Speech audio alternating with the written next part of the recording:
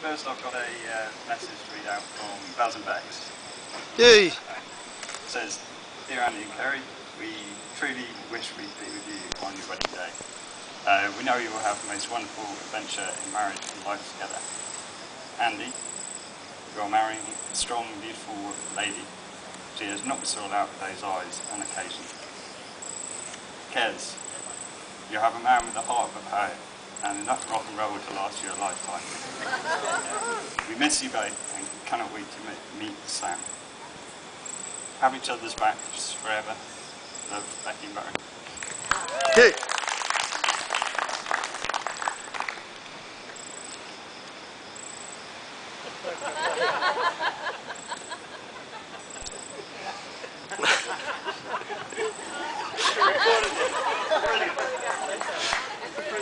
To say I'm winging this is no easy statement. Written more than me. Ladies and gentlemen, boys and girls and other animals, thank you for travelling such a long way to this gorgeous place to witness the marriage of these two lovely people.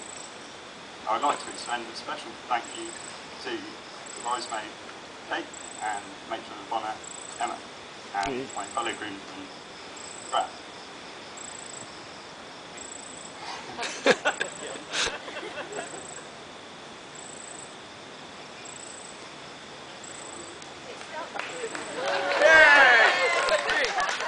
That's Windows!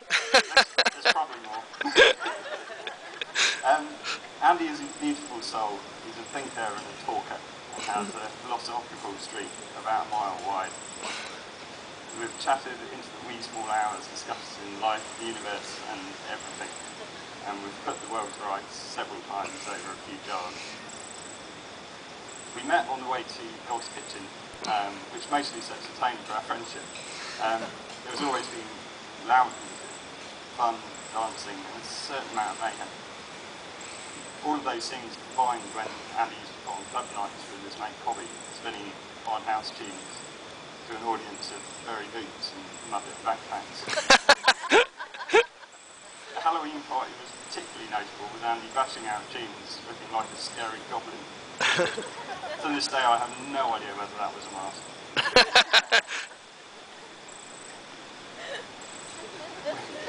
We've all had weekends camping in the countryside, often going to a farm in Pilton, in the mystical Vale of Avalon.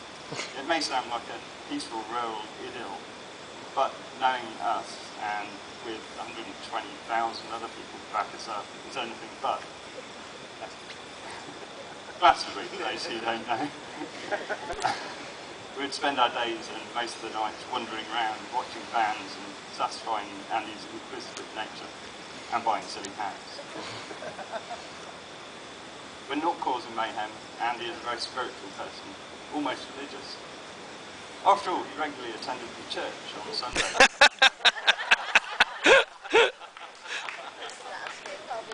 It must have been this quality that Kerry saw in him when they met outside.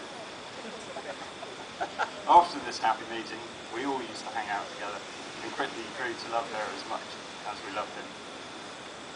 They share a special bond, tight, like two tigers. Their relationship must have had some ups and downs, because they have a beautiful baby boy, Sam. He is bright, inquisitive, and hates to miss anything, just like his parents.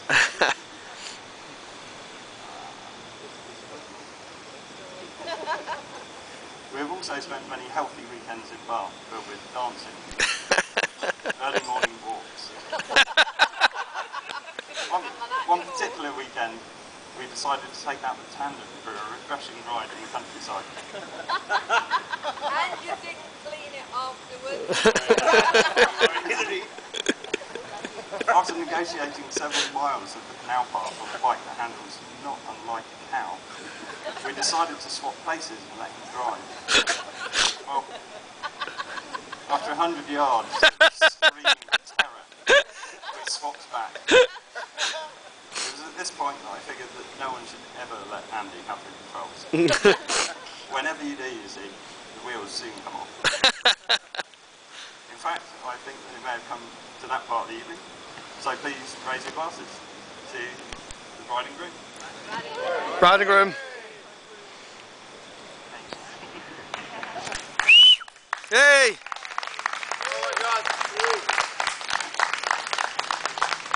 I'd like to point out that when we got on the tandem bike, it was the only time during the entire ride we actually went on the road with cars and everything.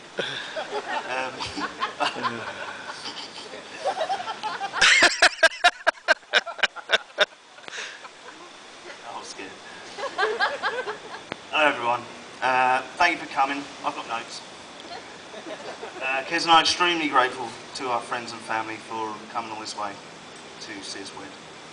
I'd like to extend a special thanks to our parents, Peter, Carol, Peter and Joy. I'd also like to say thanks to Emma and Kate for supporting Kez and looking after her, and Jen. And I'd like to thank my best man Giles and Brad for being the wild animals that I love and know. I'd also like to say thanks to the people that couldn't make it tonight. Looking forward to seeing some of them when we get back to England. I met Kez after a Bucks party at a place called the Church, which was just mentioned a little bit. It's a very churchy place. Depends on your religion. I'd lost everyone, and I was desperately trying to find my ticket for the underground. Kez noticed me swaying backwards and forwards at Kentish Town Underground Station, and took pity on me. After telling her where everyone was meant to be going, she knew where that place was, and we went down there and had a few jars and met everyone. And by the end of the night, we were actually pouring whole pints of beer over each other's heads. It kind of set the tone from then. And then I think we went to Glastonbury, and that was great. That was one of the big weekends we spent together. That was good. And a little while after that, we moved in together in 151 at Gunnersbury in Acton. We had a brilliant time there. Good year or so with lots of friends and lots of parties, and it was fantastic. Kez proposed to me very early in the morning on New Year's Day. The very fact that Kez proposed to me is different and lovely. That's exactly why I like it. It was an epic moment. We could see across the entire valley. The sun had just risen. Snow Hill. All the car lights and street lights are still on, but the sun had just come up, and there was mist everywhere. And yeah, it was pretty special. I was a teeny tiny bit smashed. So I had that extra glow. I said yes to this beautiful and unconventional woman who had turned my life upside down. And then soon after that, Kez became pregnant, and we decided to move back to Oxford, where we'd built a new life, and I was very happy. Things are going out really, really well.